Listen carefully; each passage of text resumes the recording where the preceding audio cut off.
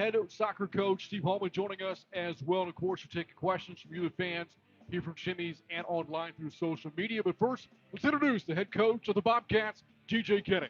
Thank you. Coach, it's always a pleasure talking with you, but we will start with a game this past Saturday against the Red Wolves. A very wild, tough game this past weekend against Arkansas State. What were your takeaways from the game against the Red Wolves? Obviously super disappointed for our kids and our fans, and not the way you want to start conference play. But just like I told them after the game, and on Sunday, all you can do is go back to work and get ready for a really good Troy team. Well, you do want to break down the game and look at some of the positive things you can build upon. And one of the things that I thought was in the fourth quarter, you pieced together three straight touchdown scoring drives in what was a back and forth game. What does it say about your team's ability to execute in key situations? Yeah, I thought that was, I wish we could have done it earlier in the game. I think Yeah. that's probably the biggest takeaway is just playing complementary football. The defense played really well for 3 quarters, and we have to execute, sooner and just play complementary football. It's something we talk about all the time, and I think that was probably the key to the game was we didn't do that when defense was playing well. Offense was, not scoring points, and then offense started playing well, and defense couldn't stop them. So just getting back and playing better complementary football. I take a magnifying glass to the stat sheet, and two numbers that really stood out. One was the number zero, as in sacks given up Hmm. by your offensive line. Brad Jackson was not sacked in the game, and your ability to run the football, almost 300 yards rushing in the game this past Saturday, more than 6 yards per carry, close to seven of them.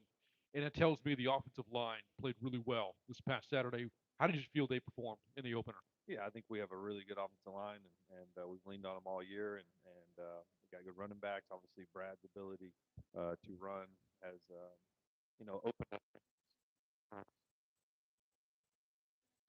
overall. There you go. Overall, obviously, offensive line's playing really well, but I think the pieces around them, the quarterback play, the running back play, having Bo and Chris on the outside, definitely open up some lanes underneath for the run game. So, um, but yeah, offensive line's played really well. You referenced Chris, of course, that being Chris Dawn. He's been a little bit banged up this year. The bye week gave him a great chance to recuperate, get healthy.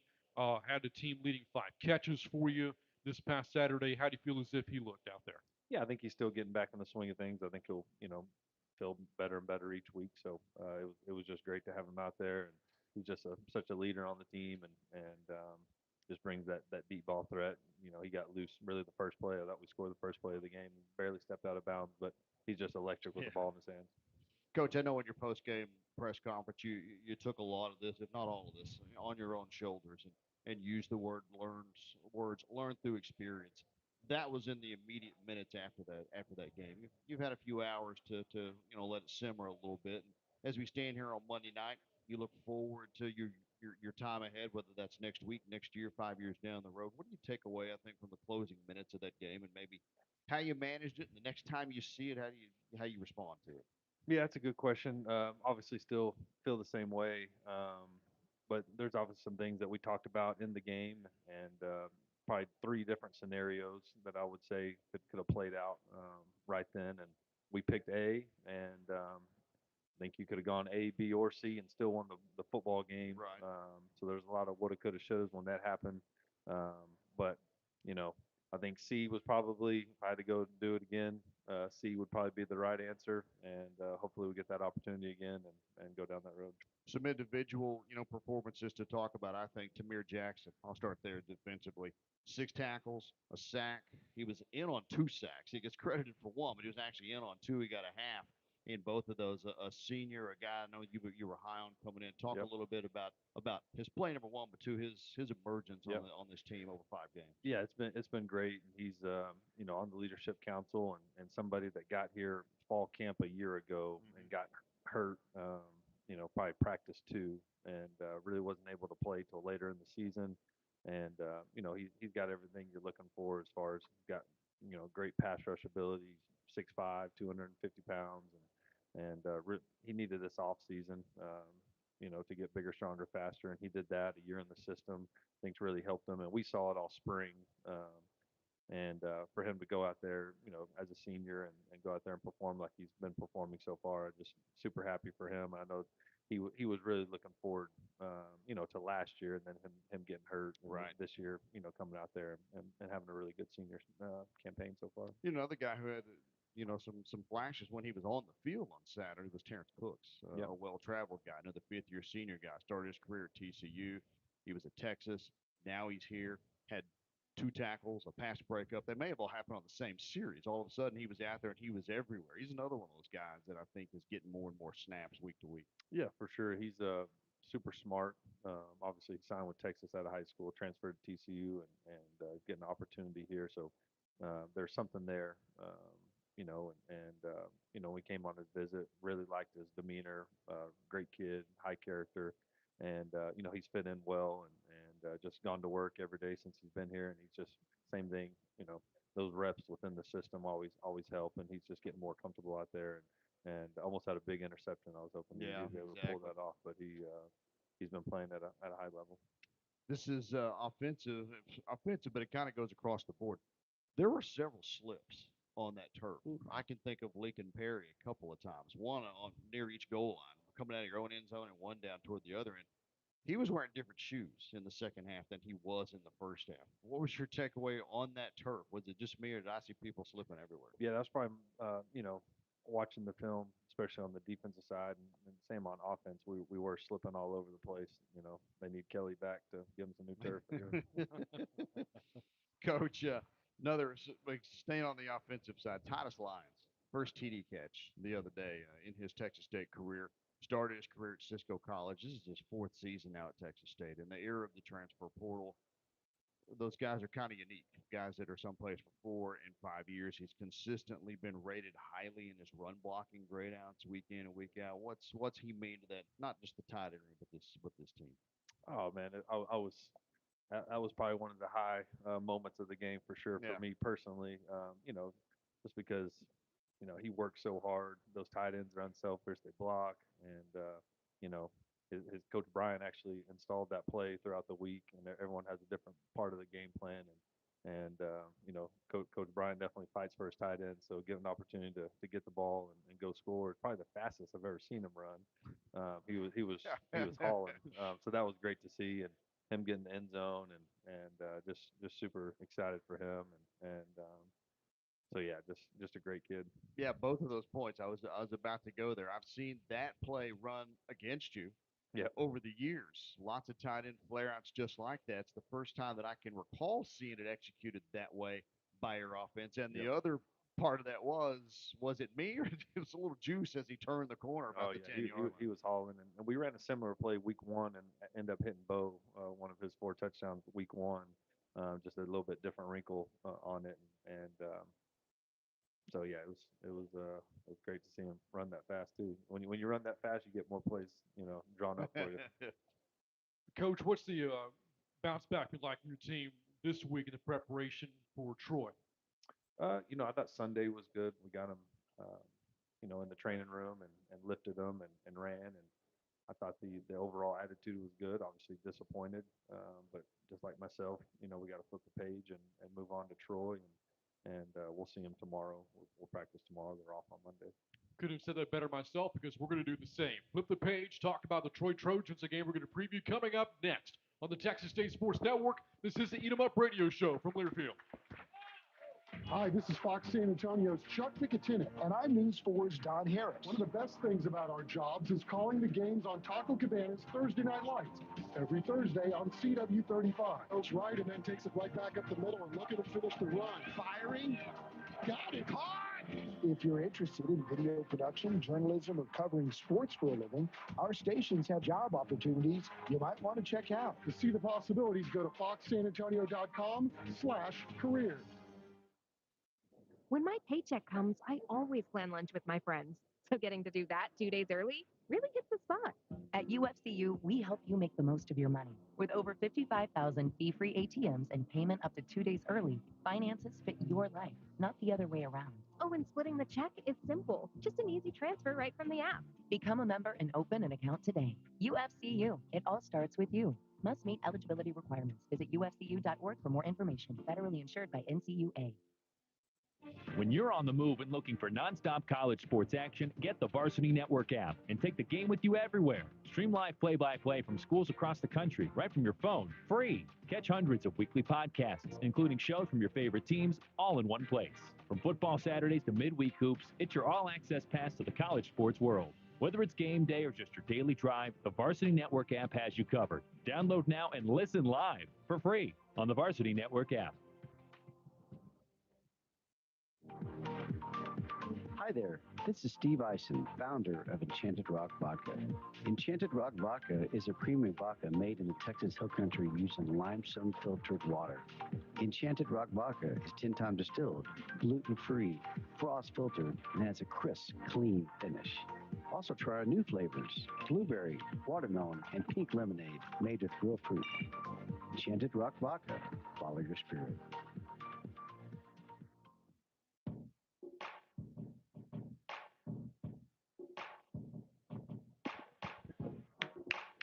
We're back at Chimmy's in San Marcos on this Monday night, Margarita Monday, for the Eat 'em Up Radio Show with G.J. Kinne's. We turn our attention now to this weekend, a homecoming Saturday night.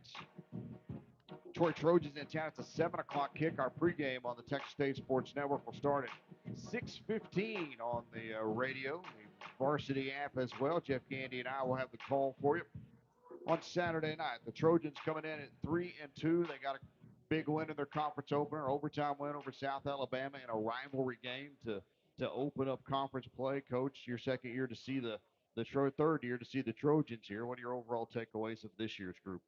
Yeah, I would probably say just off the limited Sun Belt film that I've seen so far, probably the most improved team that Yeah. I've seen. They're really playing well right now. Super talented, really well coached. Um, he's got those guys playing pretty hard, and they run a unique scheme, really in all three phases. Jared Parker, in his second year as head coach, lost his starting quarterback back in week 2, maybe. Goose Crowder. Goose Crowder and Tucker Memphis. Kilcrease. Yep. Has stepped in, and you got to see him a lot last year because they were really kind of in the same boat last year. And Yep. Kilcrease over the last few weeks, I think, maybe really had his coming out party, so to speak, on Saturday night against South Alabama. Had a really good ball game. So breaking down quarterbacks as you do, what impresses you about him? Yeah, I would say they kind of earlier in the season they were using him in more of a wildcat role. Obviously, they probably didn't want to get the starter hurt, so they weren't running the starter who's a talented runner as well. And so they were still playing him in some packages early in the season. Starting quarterback goes down. They put him in, and versus Buffalo, kind of went back and forth between him and another kid, and just he ended up playing better. It looks like, and so he's a talented kid. You can tell he's tough. Um, he puts his body on the line each and every play for his teammates. So you got to respect that.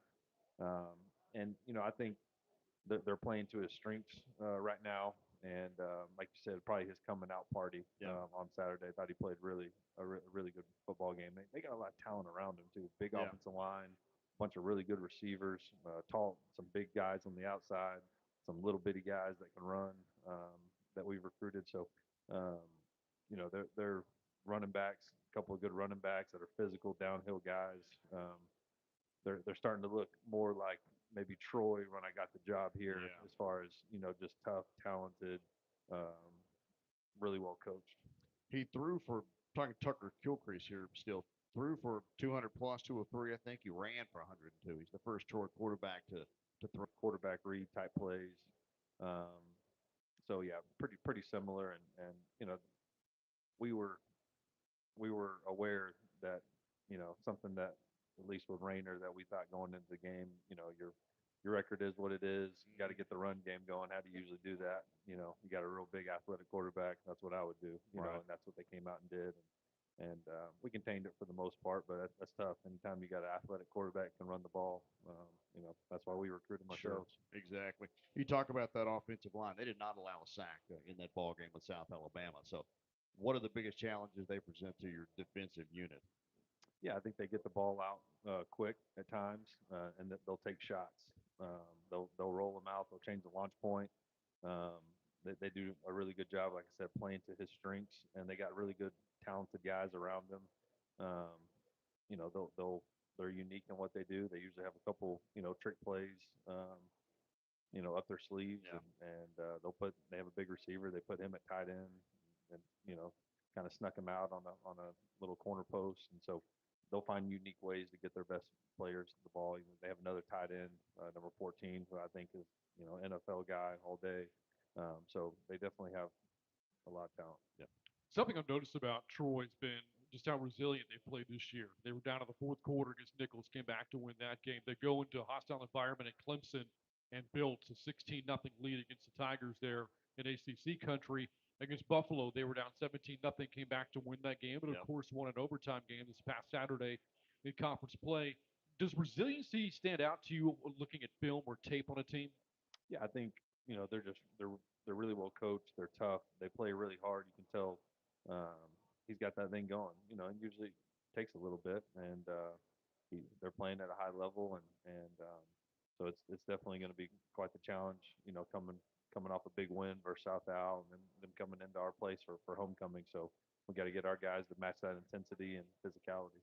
Something you referenced earlier tonight was this Troy team looks closer to the one that you saw 2 years ago when they were coached by John Sumrall for Gerard Parker.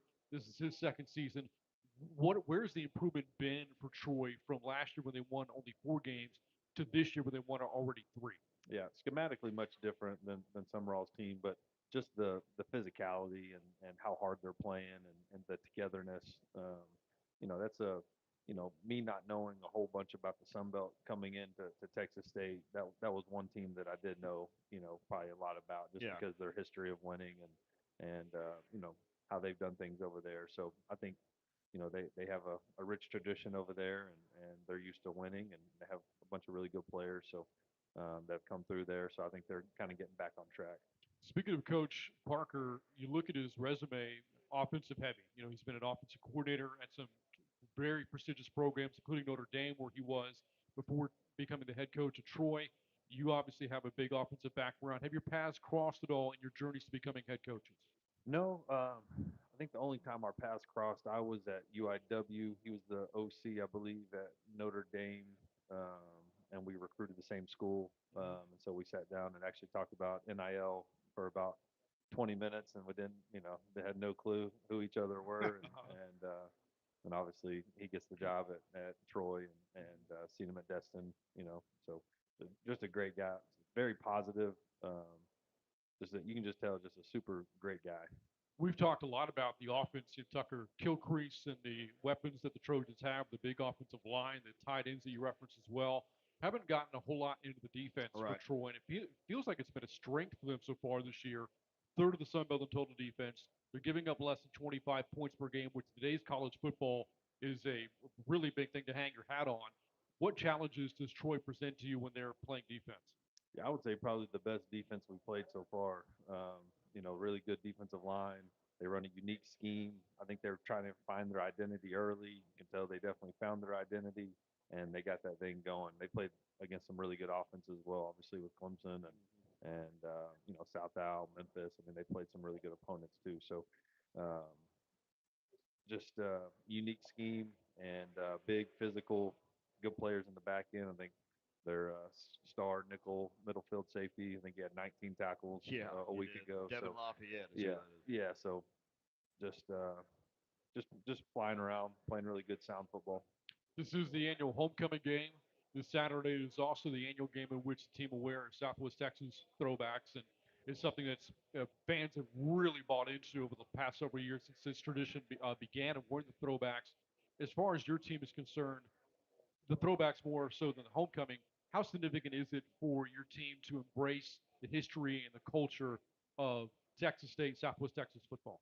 Yeah, I think it's huge, and I know our guys love the uniforms. I think that's probably the biggest thing. They love those uniforms. They love the colors. Homecoming is just, it's always a fun game, and when you add in the tradition and what it means to specifically Texas State, Southwest Texas, then I think it just means a little bit more.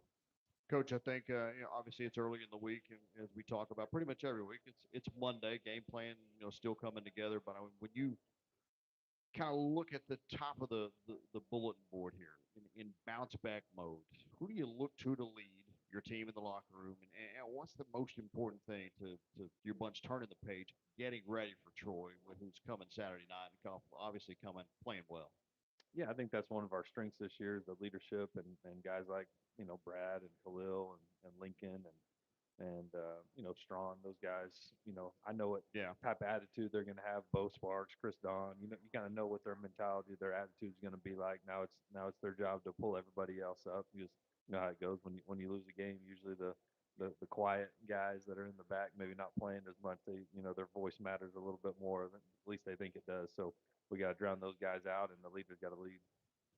All right, that's the Troy Trojans coming up this Saturday night, 7 o'clock kick. Again, our coverage starts at 6:15 on the Texas State Sports Network. Still time to get your questions in. Fan Q&A with Coach Kinne is next when the Eat 'em Up Radio Show continues on the Texas State Sports Network from Learfield. At Christus Santa Rosa Hospital San Marcos, we are proud to provide comprehensive health care to our San Marcos and Central Texas families. From advanced cardiovascular, bariatrics, orthopedic, and surgical care to 24/7 emergency care. In partnership with a team of dedicated primary and specialty care physicians, we are privileged to care for our rapidly growing San Marcos and Central Texas communities. We're here when you need us, bringing more physicians, more services, and more technology closer to home. Christus Santa Rosa Hospital San Marcos. Your health, your life, our purpose. Are you ready for some Bobcat football? Want to show up to your next tailgate in style? Text TXFARM to 83200 for your chance to win a Bobcats-themed tailgate package. One lucky winner will get a complete tailgate package that includes tents, chairs, coolers, koozies, and more. Register to win this amazing tailgate package by texting TXFARM to 83200. Brought to you by Texas Farm Bureau Insurance, proud partner of Texas State Athletics. Which schools will take home the prestigious Learfield Directors Cup for the top college athletic programs for the 2025-26 college athletic season? Check out the criteria and follow the year-long standings of your favorite team at L Directors Cup on the X platform or online at thedirectorscup.com. Trophies will be awarded in June 2026 to the winning institutions in all college sports divisions. The Learfield Directors Cup, powered by NACTA, the crowning achievement in college athletics. Texas Disposal Systems is proud to be part of the San Marcos community since 2003. As the official waste and recycling sponsor for Texas State Athletics, we are committed to keeping the stadium clean and environmentally friendly. Bobcat fans, let's make a difference together. Do your part by recycling properly at all games. For more tips and info, visit texasdisposal.com. Texas Disposal Systems.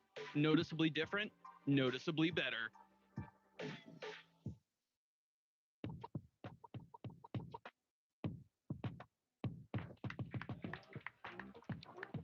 And welcome back to the Eat 'em Up Radio Show as we look ahead to the homecoming game this Saturday, Texas State against Troy. Brant Freeman alongside Clint Shields. A reminder that the 2025 Texas State football season is presented by HEB. Here, everything is better.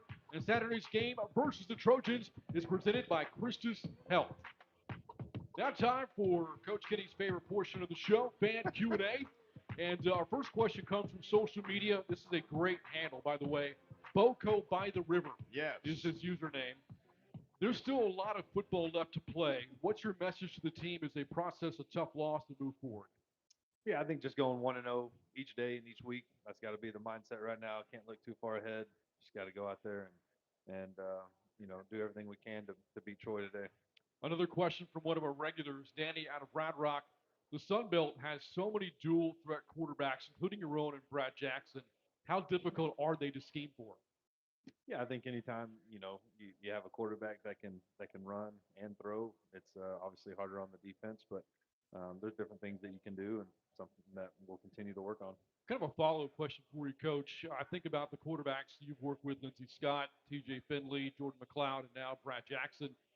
None of those guys are statues in which they sit in the pocket and don't make plays with their legs.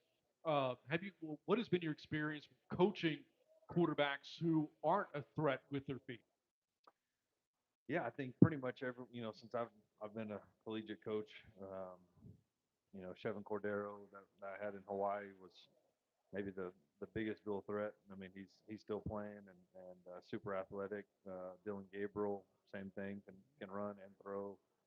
Lindsey Scott, all my guys have been able to run a little bit. TJ probably the one that probably stands in the pocket the most, but he still had the athleticism and unique trait of being so big to be able to run a little bit. So I think it just adds that extra, dimension to your own run game, and then get you out of trouble. You can only all the plays that you scheme up and draw up, they're you most of the time they don't go as planned, and so you have to have someone back there that can improvise and make you right. All right, Coach Brent Fields from Blanco. When you look for bright spots from this past Saturday in Jonesboro, what'd you walk away from, please, out of your team? I think probably the biggest thing is, when you talk about having 500 yards of offense, Yeah. over 500 yards of offense, and no turnovers. Right. That's probably the biggest thing offensively that I could take away is that's been something that's really been our Achilles heel, the last 2 years, and talk about reasons why maybe you don't win, the games that you need to go win a conference championship is because of the turnover. So that's been something, that we've really harped on. Not just ball security, but the way we operate, the way we go about, doing different things schematically, and I think that's paid off, obviously, and so that's probably great and obviously frustrating at the same time. Sure. Defensively, I think we were able to get after the quarterback, earlier in that game. The first 3 quarters had a couple sacks. Um, I thought the D line continues to play better each and every week and starting to feel comfortable. So those two things for sure. Yeah, I think five sacks of Jalen Rayner. Not an easy thing to do. 8 total tackles for loss. The flip side of that is your offensive lines. We talked about no sacks, no tackles for loss for Arkansas State. On the day, you look at the numbers on the papers. I'm not really asking questions. I'm sort of ripping here. You look at numbers on the paper, and they don't equal a loss. It's just one of those, wacky days in the Sun Belt or in football, and that's just the way it goes sometimes. Yep. All right, back to questions. Hunter from Kyle. You've talked about installing plays during the week. How many new plays does a team usually learn in the course of a season? A season, Yes. a lot, but they usually have some kind of tie to a play that you already run. It's not just a completely new play. You're usually just, as we like to say in our building, just putting lipstick on a pig. So. Coach, next question comes from Reagan out of Austin. What makes homecoming so special? Well, it's a good question. I think just having everyone back in town and everything that goes along with homecoming. I think the guys, like I talked about earlier, the getting to honor Southwest Texas and getting to honor wearing those uniforms and all the great players that have come before them. I think that's probably at least for me and the players, I think that's something really really special. Our next question from Amy out of Wimberley. The first career touchdown for Titus this past weekend, as we discussed earlier, also announced as a semifinalist for the Campbell Trophy. Talk about him in regards to being a well-rounded student athlete. Oh man, can't say enough good things about Titus. Like I said, 4.0 guy, former walk-on. It took me all of about 3 weeks to know I was going to put that guy on scholarship. Just the way he carries himself, how hard he works, leader, um, high character, great academics, and a really really good football player. Yeah. Really been a staple for us. I know, he's really been a starter for going on year 3 for me. So he's been one of those guys that decided to stay and when I got the job and then decided to stay, going on year 3 now. So definitely holds a special place in my heart. And, his fiance Lexi is one of our nannies too. So we get Titus from all different angles in the Kinney household. Right. Wait, did she ask that question? What'd you say? Who asked? Amy Yeah. from Wimberley. With her Sounds like a with her student air of the man. quotes Yeah. around Amy. All right, Coach John Navarrete. What part of Troy's offense gives you the most heartburn? I think just all the good players that they have. They can attack you from so many different ways. They got big receivers. They got small receivers. They got physical backs. The quarterback can run. Huge offensive line. So I think they're just, the roster management on their offense and really the whole team, but on offense, just they do a really good job of recruiting and identifying what fits, their offense. Lastly, Coach Bo Peterson, what's your ideal time and temperature for a game kickoff? don't know if that's a trick question or not. It doesn't seem that way. It was hot Saturday, even though it was only the 80s. You were in the bright sunshine on the far side of the field. Yeah, I don't think it really matters to me, to be honest with you. Obviously, I like the warm, so I wouldn't say the hotter the better, but Yeah. a little bit of heat. I don't care what time, just a little bit of heat. Keep me out of the cold rain. Right. All right, there you have it for fan Q&A. Coach, before we let you go, I want to talk about the guests we have coming up. Our next segment will be Brett Huth, your strength and conditioning coach. The two of you work together at Incarnate Word. He's been your coach here, in your 3 seasons at Texas State. What has he meant to your football program? Oh, I mean, you can't say enough good things about Coach Huth. Obviously, he's much more than a strength and conditioning coach out there. So he's the assistant head coach, kind of right hand man on every decision that I make. Not just strength and conditioning wise. You're talking NIL, you're talking budget, you're talking culture, you're talking strength and conditioning. He comes and watch films with us, offense and defensive game plan. I mean, he is a true uh, associate, assistant, head coach, whatever you want to call him, and just a great friend and great family, and really is, I believe, the best in the country. And I think that we're super fortunate to have him here. And I think you look at our team when we line up each and every week, what we look like compared to a lot of the other teams, and a lot of that has to do with the way we train and just a mentally and physically tough guy. I think he can still. I don't think. I know he's probably the strongest guy in the building still. So, he's just very special and very unique to have that type of leadership and mentorship and expertise in so many different areas of the program, where most strength coaches just go out there and train and run and lift the guys, where his hand is really in everything that we do in our program. Do you think that motivates? You got a lot of strong guys in that building. Do you think that motivates them to know that that guy's the strongest guy in the building, not one of them? I would think so. It's easy to talk about it, but he can go out there and do it. And also coming up later in the show, Coach, we have Steve Holman joining us, the head soccer coach here at Texas State. Your seasons run fairly parallel with one another. What have you gotten to appreciate about what you've known about Steve Holman? Yeah, I think same thing. Winner, and always look forward to seeing their scores and following the soccer program. Well, we're looking forward to those conversations coming up. And, Coach, thank you so much. Good luck this weekend against Troy. Thank you. All right, that again, Bobcat head coach G.J. Kinne joining us here on the Eat 'em Up Radio Show. Up next, we visit with Brett Huth from the Texas State Sports Network. This is the Eat 'em Up Radio Show from Learfield. Hi, this is Fox San Antonio's Chuck Picatinny, and I'm News 4's Don Harris. One of the best things about our jobs is calling the games on Taco Cabana's Thursday Night Lights, every Thursday on CW35. Goes right and then takes it right back up the middle, and look at him finish the run. Firing, got it, hard! If you're interested in video production, journalism, or covering sports for a living, our stations have job opportunities you might want to check out. To see the possibilities, go to foxsanantonio.com/careers.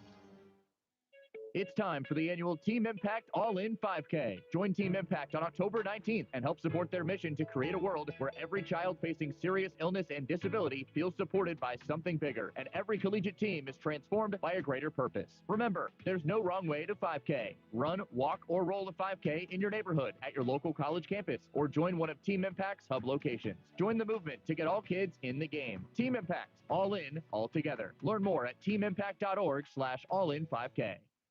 At Christus Santa Rosa Hospital San Marcos, we are proud to provide comprehensive health care to our San Marcos and Central Texas families. From advanced cardiovascular, bariatrics, orthopedic, and surgical care to 24/7 emergency care. In partnership with a team of dedicated primary and specialty care physicians, we are privileged to care for our rapidly growing San Marcos and Central Texas communities. We're here when you need us, bringing more physicians, more services, and more technology closer to home.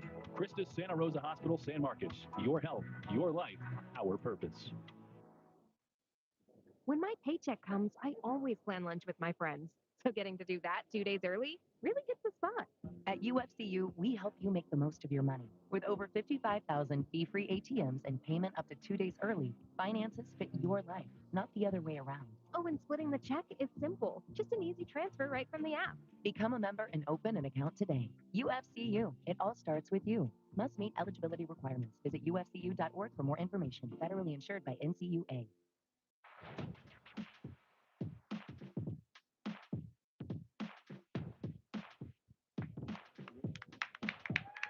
We are back in San Marcos, the Eat 'em Up Radio Show from Jimmy's on this Monday nights. Clint Shields, Brant Freeman, glad to have you with us.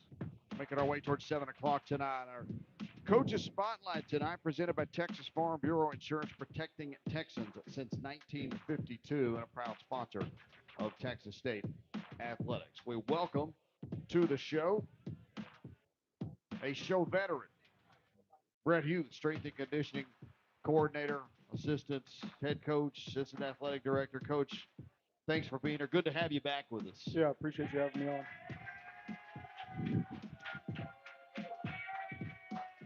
Brought his own entourage with him as well tonight. Who are those guys in the back? Yeah, so the guy in the back corner obviously is a Chimmy's legend. That's Cannon Webb. And then you get my associate director, Clark Ayers. Next, my assistant, Drake Hughes. And then last but not least is Demetrius. Let's start with those guys right there. What are they? Their roles in supporting your role? How important are they to what you do? Yeah, so first and foremost, Clark and Drake, like in the strength and conditioning world, think of them as like your offensive and defensive coordinator. Those are guys that have to really, truly have a whole lot of trust in to be able to kind of manage their sides of the room, manage their guys. And then the next of which is Demetrius, and then my graduate assistant, Alex Angerstein.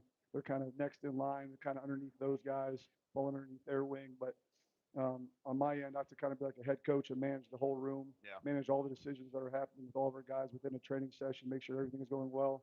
So I have to be able to trust those guys to be able to do their job exactly how they're supposed to do it, when they're supposed to do it. And if I don't have someone that I can trust in those positions, it's going to be challenging, right? If they're kind of going rogue and doing their own thing versus what the big picture is, we're probably going to have issues. Yeah. So those are guys that I confide in a whole lot, and I trust with my life, truly. Those conversations, I mean, are your weeks laid out kind of like in advance, or those conversations had every day, kind of changing as you go? Yeah, so our plan is going to be laid out already for the entire season. Okay. But obviously, along the way, there's going to be tweaks based off of things that are happening. Some of those things can be changes of schedule. Some of them could be landing back in Austin at 7 o'clock in the morning Yes. after a game against Arizona State, right? So there's going to be conversations that are going to be had daily. Some of them are going to be quick passing conversations. Hey, we're going to do this with so and so because this is what happened at practice. This guy got too much workload at practice, or maybe on the other side of the spectrum, someone's just coming back from an injury. So just kind of slowly but surely working them back in, because more times than not, when bad things happen, it's usually too much too soon. So Yeah. just the matter of kind of being the barometer in the room, and again, having guys I can trust to do things the right way and consistently do that. Well, Coach, we opened up the segment here talking about your entourage, but the more significant one is two tables away from us right now. Your wife, Vanessa, children, Gunnar and Quinn, here to support you tonight. Not just tonight, but certainly throughout your entire career at Texas State and in football. What does their support mean to you? Means everything. First and foremost, they're my purpose. I mean, everything I do is for them. So obviously, I'm not going to be at home as much this time of year. Yeah. So I have to look to her to be able to raise our kids the right way, make sure things are handled at home. Because if they're not, then that's not just going to affect me. It's going to affect our kids and their livelihood. So I truly have to be able to hang my hat and know that my wife is going to do what's best for our family. I saw Summer Kitty here earlier tonight as well. Apparently, Jimmy's on a Monday is a place for date night. I'm all right with that. The coaching staff at Texas State. It fills the crowd in and creates a heck of an atmosphere. Well, speaking of Coach Kinne, you've been with him now for the last 4 years. His 1 year at UIW was your last year with the Carter Word as well, the 2022 season. You come with him to Texas State starting in the 2023 year. So you coach with one another for a number of years now. What is your relationship like with the head coach here, G.J. Kinne? Yeah, I mean, this is how I've always talked about business relationships is um, you can't be too close to someone in a business situation, right? But with that being said, me and GJ are very close, right? Everything that we kind of communicate about is obviously what's best for the team. But at the same time, with that working relationship, I can say that he's a great friend and mentor as well. I looked through your resume, through your bio, and you spent a lot of time at Carter Word before Coach Kinne came aboard and retained you as part of that 2022 staff. Randomly, I am the resident Tennessee Titans fan, so I have to ask this question. So Cam Ward was at Carter Word during your time there at UIW, Yep. and then he later transfers to Washington State when Eric Morris went over there as offensive coordinator. He later became the number one overall pick. What was it like for you to have been around him when he was kind of getting his college career just started? Yeah, I mean, obviously, I'm really proud of the kid. I'm happy for everything he's been able to accomplish so far and where he currently is. He came in as an 18-year-old. He was a goofy kid that like he liked to make people laugh. Always had a smile on his face, but at the same time, he was a hard worker from the jump.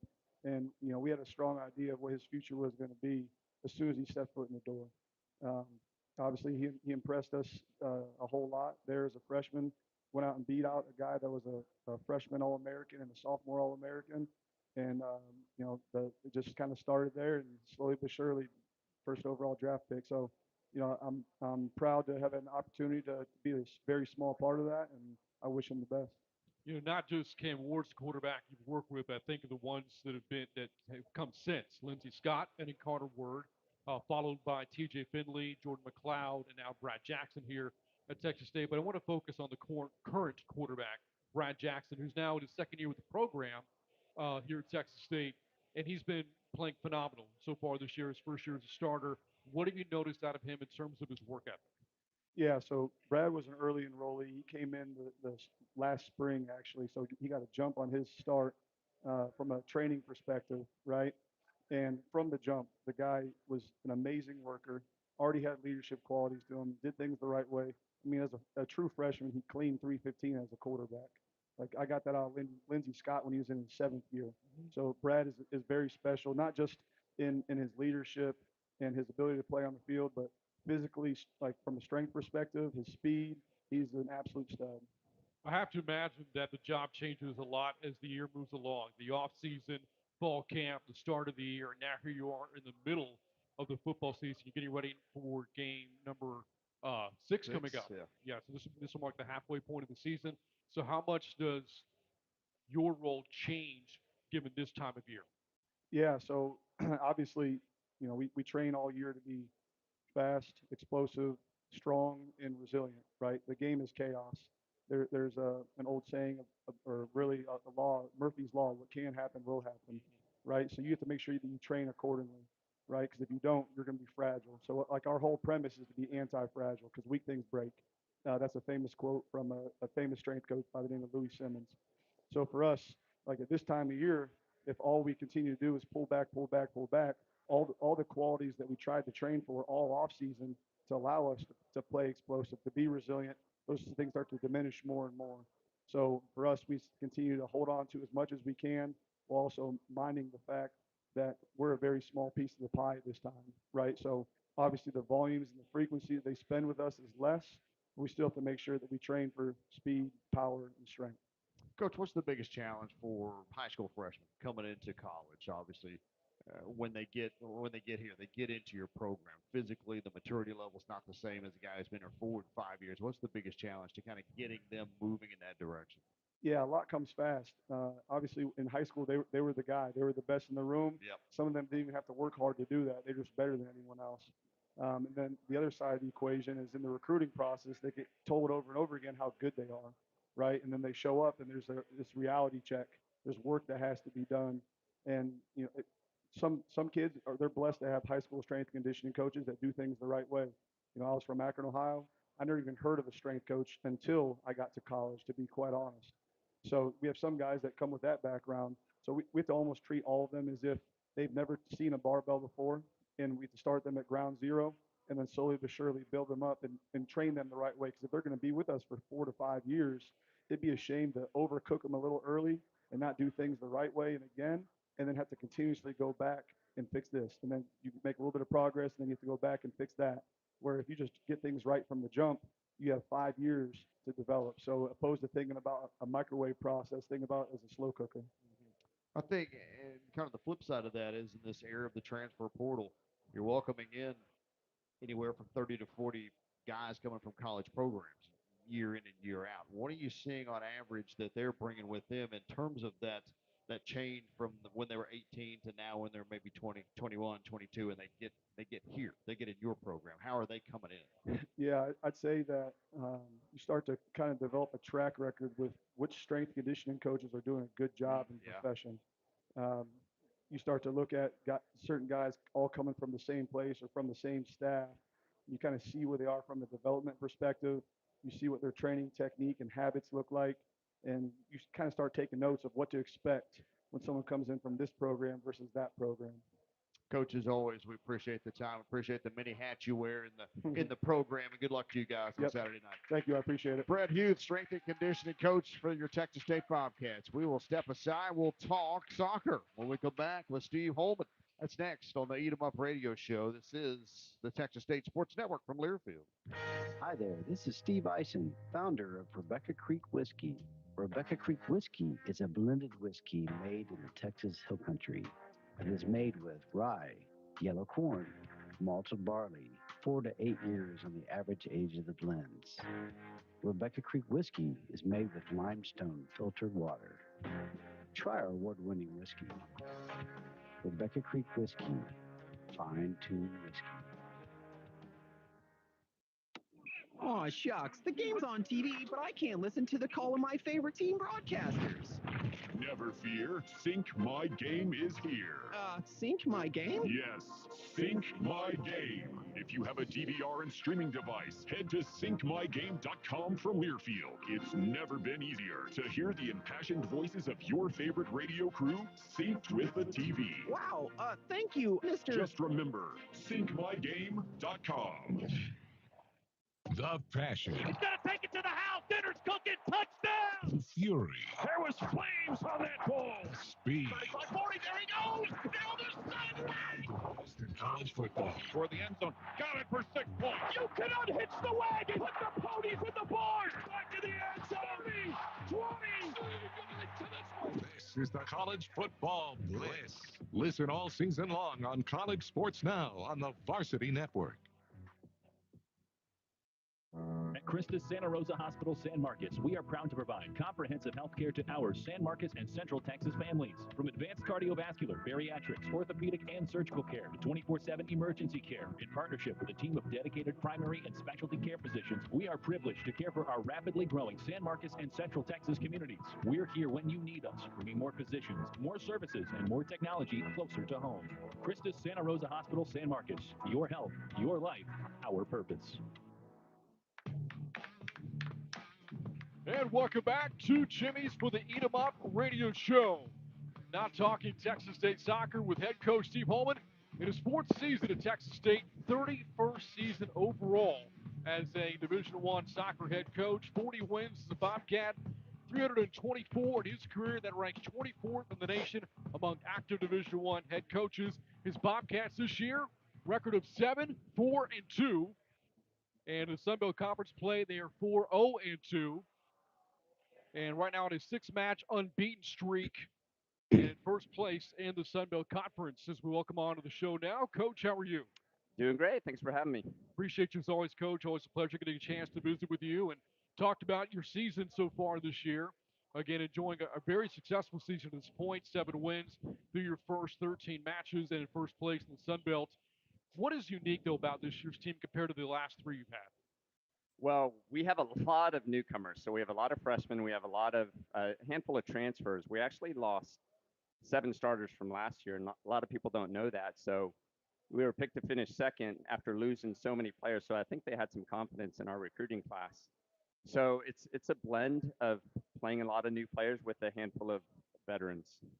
Something that really stood out to me coming into the season was just how stacked your non-conference schedule was.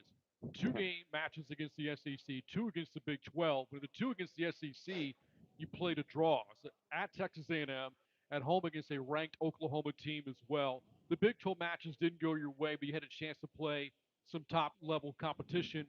How well did that prepare you, those types of matches, for Sun Belt play this year? Well, all 4 of those teams would probably win the Sun Belt, or they'd be title contenders. So that's the whole objective of our non-conference season, is to prepare us for conference play. And we may have played 1 too many P4 schools. Don might argue I should have played more, but yeah, the 100%. It's all about preparing for conference play, and obviously, having seen that, we're doing pretty well so far in the Sun Belt. You mentioned all that you lost from a year ago, but think about the players you have back: Maggie Somer, Helen Alarminu, Victoria Mesa, Kenley Bradley. Just to name a few that are back for you from a year ago. But new players are having to carve out their own niche within your program. One of them is playing in goal. Your freshman keeper, Brooklyn Escobar, she's asked to step up in place of Caitlin Draper, who gets hurt and is not available for the year. And Brooklyn has been your starting keeper all season long. How much maturation have you seen out of her as since the season started to where she's now? Yeah, well, I would say when you recruit a freshman goalkeeper, it's similar to football when you have a freshman quarterback. You don't really plan on them starting as a true freshman. But unfortunately, our starter got hurt, and she stepped up to the plate, and she's done really well. She's grown.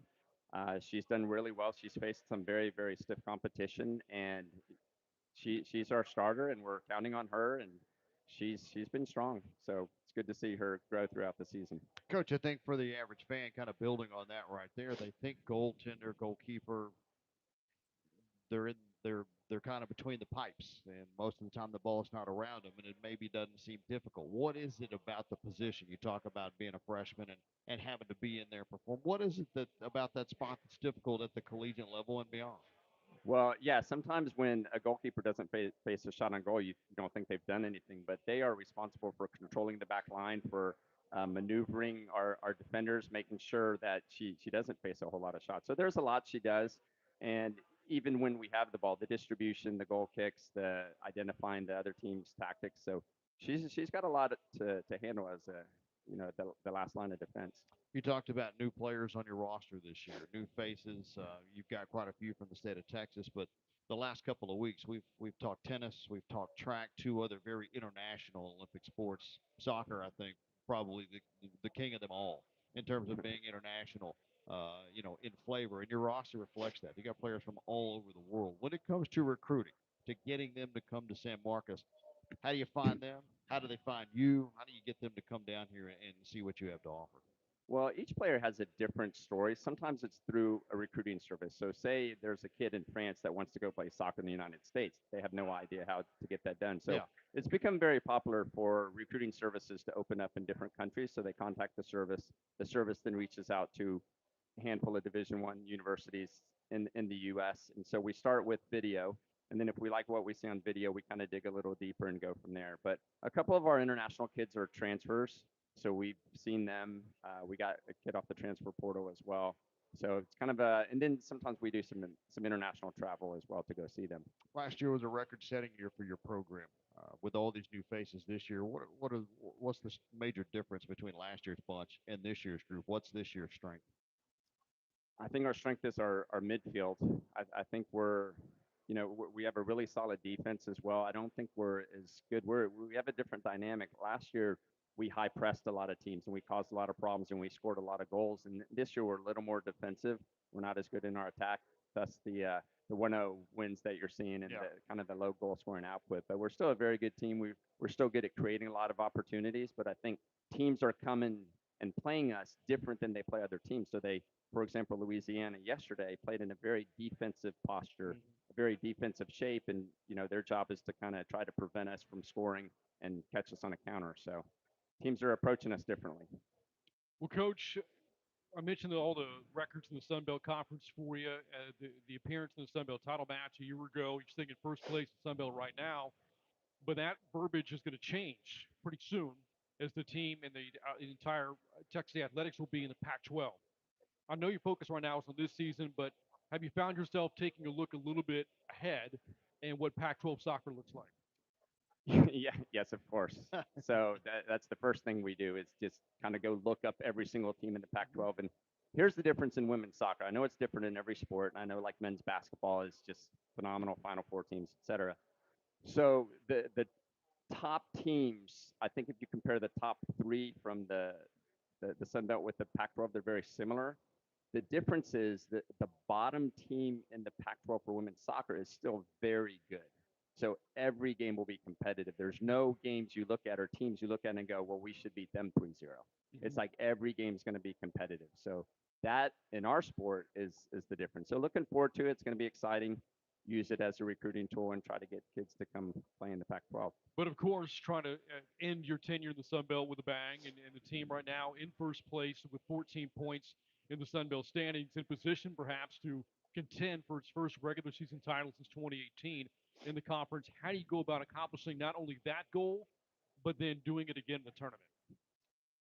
So the number one thing is to not look ahead. We have too many players on our team already talking about JMU at home in our final, and we have to take care of business. And it's cliche, but one game at a time, right? So we have Coastal Carolina next on the road. It's always about the next opponent, preparing for that opponent, and let's see what happens. Because right now we talked about it. We're in the driver's seat, so we don't have. Last year at this time, we need a win and we need JMU to lose. We don't need anyone to lose. We just need to take care of business one game at a time, and then let's see what happens. Well, again, the Bobcats sitting in first place in Sun Belt Conference. They have a road match coming up against Coastal Carolina. 2 more home matches, though, to go in the regular season. And remember, attendance is free. So come out to the Bobcat Soccer Complex, cheer on this program. They have a match at home next Saturday, and then the finale on October the 29th against JMU. Coach, thank you so much for joining us, and best of luck the rest of the year. Thanks for having me. All right, that again, Bobcat head coach Steve Holman. We're back to wrap things up on the Texas State Sports Network. This is the Eat 'em Up radio show from Learfield. Texas Disposal Systems is proud to be part of the San Marcos community since 2003. As the official waste and recycling sponsor for Texas State Athletics, we are committed to keeping the stadium clean and environmentally friendly. Bobcat fans, let's make a difference together. Do your part by recycling properly at all games. For more tips and info, visit texasdisposal.com. Texas Disposal Systems. Noticeably different, noticeably better. Which schools will take home the prestigious Learfield Directors Cup for the top college athletic programs for the 2025-26 college athletic season? Check out the criteria and follow the year-long standings of your favorite team at L Directors Cup on the X platform or online at thedirectorscup.com. Trophies will be awarded in June 2026 to the winning institutions in all college sports divisions. The Learfield Directors Cup, powered by NACDA, the crowning achievement in college athletics. When you're on the move and looking for nonstop college sports action, get the Varsity Network app and take the game with you everywhere. Stream live play-by-play from schools across the country right from your phone, free. Catch hundreds of weekly podcasts, including shows from your favorite teams, all in one place. From football Saturdays to midweek hoops, it's your all-access pass to the college sports world. Whether it's game day or just your daily drive, the Varsity Network app has you covered. Download now and listen live for free on the Varsity Network app. Are you ready for some Bobcat football? Want to show up to your next tailgate in style? Text TXFARM to 83200 for your chance to win a Bobcats-themed tailgate package. One lucky winner will get a complete tailgate package that includes tents, chairs, coolers, koozies, and more. Register to win this amazing tailgate package by texting TXFARM to 83200. Brought to you by Texas Farm Bureau Insurance, proud partner of Texas State Athletics. And we are back to wrap things up on the Eat 'em Up radio show. Tonight's broadcast of the show can be heard worldwide on the Varsity Network. When you're out of town and want to keep up with live college sports, then download the Varsity Network app, which is available for both Apple and Android. Listen to your favorite team live on the Varsity Network app and download it today. Again, big game coming up this Saturday. The Bobcats taking on the Troy Trojans for homecoming. Kickoff is at 7 o'clock. Our pregame coverage across the network starts at 6:15. Want to give thanks again to Bobcat head coach G.J. Kinne, strength and conditioning coach Brett Huth, and head soccer coach Steve Holman for joining us. For Clint Shields, I'm Brain Freeman saying good night and go Cats.